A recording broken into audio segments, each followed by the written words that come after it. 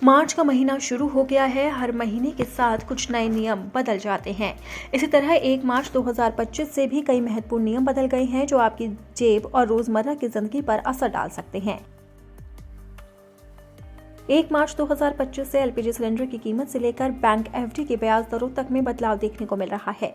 मार्च का महीना अपने साथ साथ क्या क्या बदलाव लेकर आया है वो आपको बताते हैं। तेल कंपनियों ने 1 मार्च 2025 से 19 किलो वाले कमर्शियल एलपीजी सिलेंडर के दामों में बढ़ोतरी की है। दिल्ली से लेकर कोलकाता तक कमर्शियल एलपीजी सिलेंडर के दामों में 6 रुपए बढ़ोतरी की गई। हालांकि कमर्शियल एलपीजी सिलेंडर के पिछले 5 सालों के प्राइस ट्रेंड पर अगर नजर डालें तो मार्च 2025 में सबसे कम बढ़ोतरी हुई थी।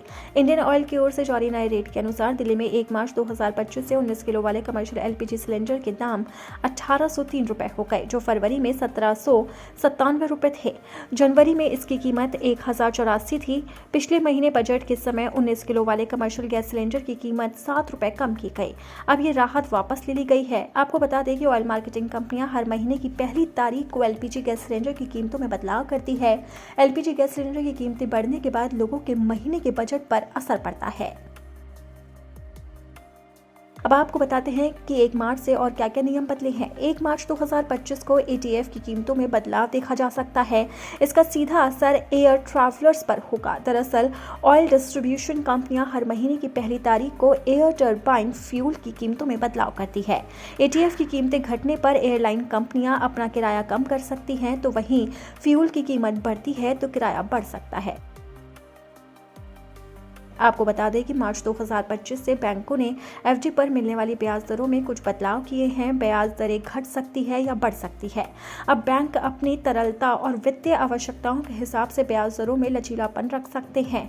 छोटे निवेशकों पर असर, खासकर जिन लोगों ने 5 साल या उससे कम समय के लिए एफडी कराई है, उन्हें नई दरें प्रभावित कर सकती हैं। छोटे निवेशकों पर असर पड़ सकता है।